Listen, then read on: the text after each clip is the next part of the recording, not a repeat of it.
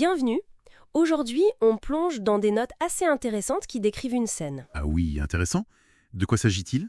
Alors imagine un café à Paris, un après-midi d'automne un peu pluvieux, et à l'intérieur, il y a Marie et Sophie, deux amies, qui se retrouvent après pas mal de temps. D'accord. Des retrouvailles, classiques mais toujours efficaces. C'est ça. Et le texte qu'on a, il détaille leur conversation. Donc notre but, c'est un peu de décortiquer ça, de voir comment ce dialogue fonctionne, ce qui le rend vivant. Intéressant. Et ces notes, elles nous disent ce que les personnages veulent, leurs intentions. Exactement. Marie, elle veut renouer, partager un peu les nouvelles, tu vois. Ok. Et Sophie, de son côté, elle est super impatiente de raconter ses voyages récents. Mais elle veut aussi savoir ce que Marie devient, bien sûr. Donc des attentes un peu différentes mais complémentaires. Ça pose une bonne base pour démarrer. Voilà. Et ça commence très simplement, hein. Sophie, ça fait hyper longtemps, incroyable de te revoir. On sent l'enthousiasme. Le cadre est posé, l'émotion initiale aussi, et ensuite, comment ça évolue? Eh bien, on entre assez vite dans le vif du sujet, le nouveau travail de Marie. Le texte dit stimulant, mais parfois stressant. Ah d'accord. C'est souvent un bon point d'entrée le travail. Ça ancre dans le quotidien. Oui, et je pense que c'est pas anodin. Ça établit la réalité de Marie. Une réalité, comment dire, assez terre-à-terre peut-être? Oui, peut-être un peu exigeante. Et c'est là que ça devient intéressant, j'imagine, avec ce que Sophie va raconter. Exactement, le fameux contraste. Parce que Marie, elle a fait un petit week-end à Londres. Sympa, mais court. Pont Thaïlande, Inde. Ah oui, la l'échelle est plus la même du tout. Carrément. C'est plus qu'une différence de durée. Ça change presque la perspective sur leur vie à ce moment précis. Tout à fait. Et le texte insiste sur comment Sophie raconte ça. Oui, il est dit que ces descriptions sont très vivantes. On parle de temples, de plages, de marchés. Son excitation est palpable, quoi. C'est pas juste un résumé factuel alors. Elle cherche à faire vivre son expérience. Voilà. C'est une immersion qu'elle propose en fait.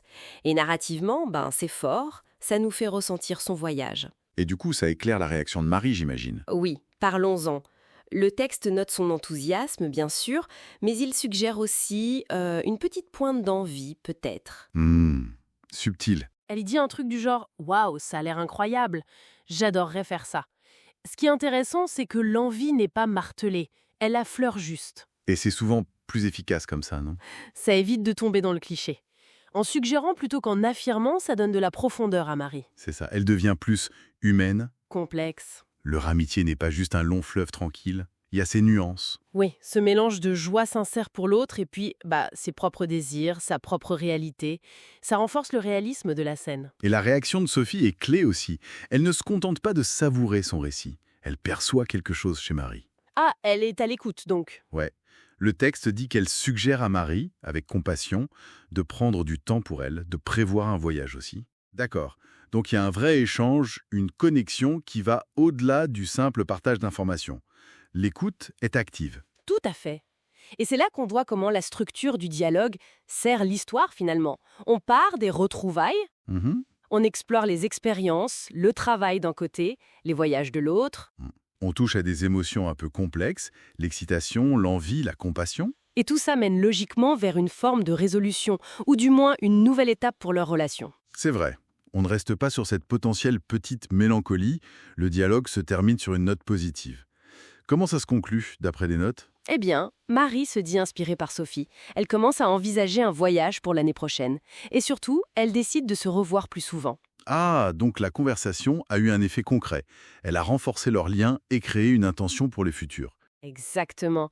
Ce n'était pas juste une mise à jour, c'était un vrai moment de reconnexion. Précisément. L'échange, avec son honnêteté sur leur vie et leurs ressentis, a produit quelque chose. Et l'image finale décrite est assez belle. Elle se serre dans les bras, la conversation continue, toujours animée dans la chaleur du café alors qu'il pleut dehors. Une belle métaphore visuelle, oui. La complicité retrouvée, peut-être même renforcée, qui contraste avec l'extérieur. Tout en fait. Ce qui nous amène peut-être à une réflexion un peu plus large, en regardant ce type de matériel source. Comment est-ce que la construction d'un dialogue, même simple en apparence, avec son contexte, ses objectifs sous-jacents, sa progression thématique, et surtout ses nuances émotionnelles subtiles, comment tout ça permet de dessiner une relation, de montrer son évolution, en très peu de mots finalement. Oui, c'est une bonne question. Comment ces éléments techniques, qu'on ne remarque pas forcément au premier abord, construisent-ils une scène aussi vivante et parlante pour celui ou celle qui lit ou écoute?